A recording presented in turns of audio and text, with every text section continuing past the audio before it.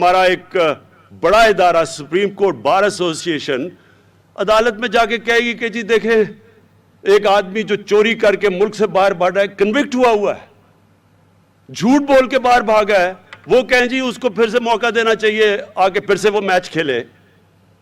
تو پھر چوری میں بری چیز کیا ہے؟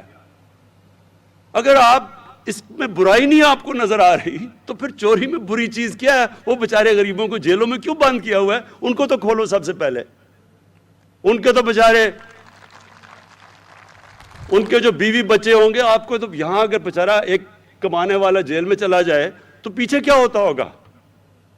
تو ان کو بیچاروں کو کیوں بند کیا؟ اگلی پٹیشن یہ کریں کہ جیل کھول دیں پاکستان میں، کہ صرف طاقتور کوئی آپ نے چھوڑنا ہے، وہ جو مرضی کرے.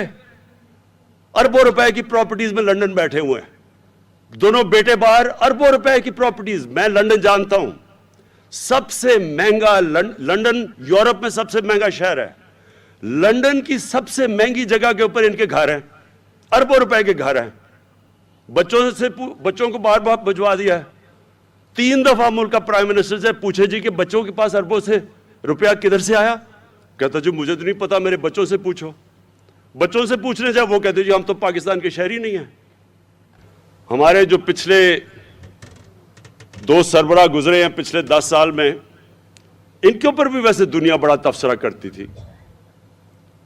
ان کے بھی دنیا کی بڑی بڑی میگزینز میں، اخباروں میں ان کے نام آتے تھے.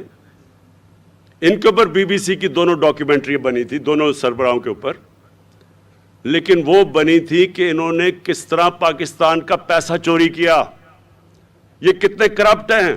ان کی کرپشن کی داستانیں باہر آتی تھیں. کبھی ان کی تعریف نہیں کی کہ انہوں نے ملک کا کیا فائدہ کروایا ہے. اور اب تو خیر ایک گینس بک آف ریکارڈز میں ایک اور چیز آنے لگی ہے کہ مقصود چپڑاسی کے پاس 4 ارب روپیہ اس کے بینک اکاؤنٹ میں کیسے آ گیا. یہ ساری دنیا اب حیران ہوگی کہ 10,000 روپیہ جو تنخواہ لیتا ہے آدمی، وہ شہباز شریف کے بیٹے کی شوگر مل کے اندر اس کے بینک اکاؤنٹ میں 4 ارب روپیہ یعنی کہ 400 کروڑ روپیہ کیسے پہنچ گیا. جب آپ ان کی تہہ میں جائیں گے تو آپ کو پتا چلے گا کہ ہمارا ملک کیوں نہیں ادھر پہنچ سکا جدھر اس کو پہنچنا چاہیے تھا. اللہ نے اس ملک میں ہر قسم کی نعمت دی ہے، لیکن اگر آپ فیکٹری کے اوپر بھی ایک ڈاکو کو بٹھا دیں گے وہ فیکٹری بھی بینکرپٹ ہو جائے گی.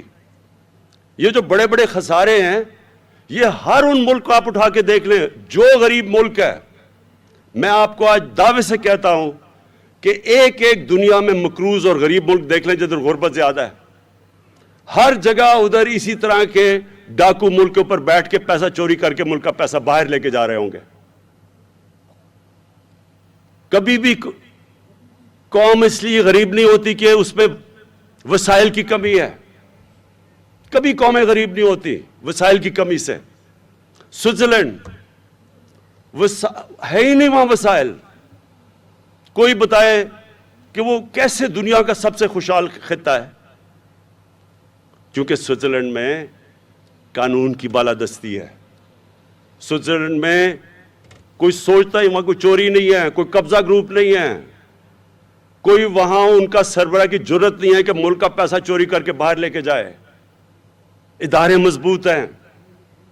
اور یہ ہماری اب سٹرگل ہے میرے پاکستانیوں. ہماری جو سٹرگل ہے وہ اس ملک کو ایک قانون کی بالادستی کے اوپر کھڑا کرنا ہے، ایک فلاحی ریاست بنانا ہے جو کہ اپنے کمزور طبقے کو اوپر اٹھائے گی.